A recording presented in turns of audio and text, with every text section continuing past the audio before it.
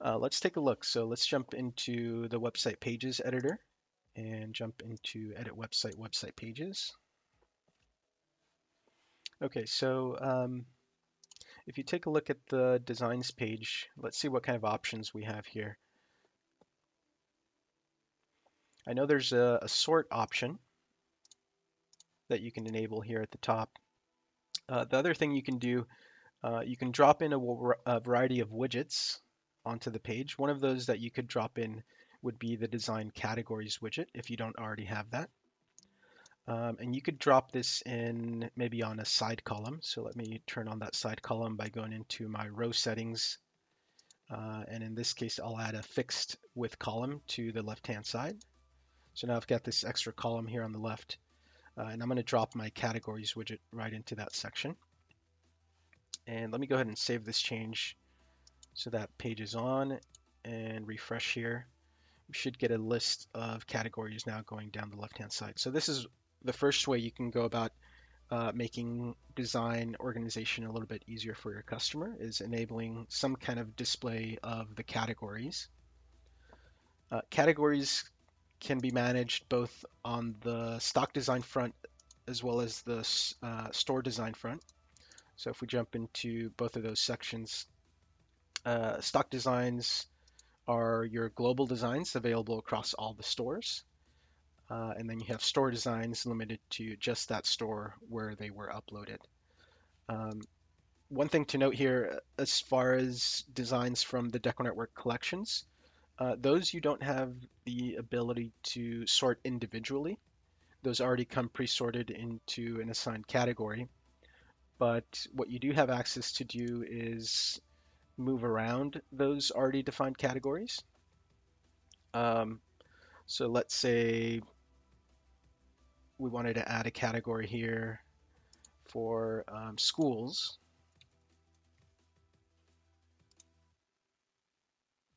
Right, so I've got sports, which is where DecoNetwork has filed these designs into from the sports collections.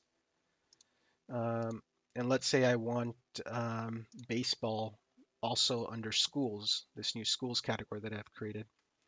You can drag that baseball category, drop it onto schools, and then you'll be presented with this pop-up, which asks you, do you want to move the category, or do you want to create a link to that category under school? So here I could say link, and now essentially I'm showing baseball under both sections. So I have baseball under schools and I have baseball under sports. So it gives me that flexibility to kind of list those design templates across multiple top level categories.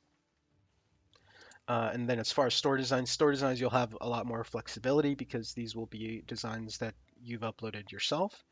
And so you can come in and really set what you want that categorization to be. And again, that categorization will be reflected here on the design category widget.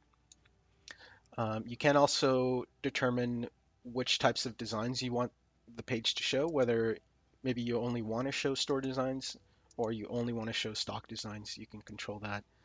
Um, it doesn't look like we have any options to differentiate between an editable template and clip art. And I think the the tricky part in that comes so we do, for example, already classify the type of image. So, these editable templates that we provide, those are classed as DecoNetwork templates. Any vector graphic that you've uploaded would be classed as just a vector. Embroidery as embroidery. So we do, know the types of images that you have in your system. But even within the DecoNetwork template umbrella, you could still have clip art, depending on how that was set up in the template builder.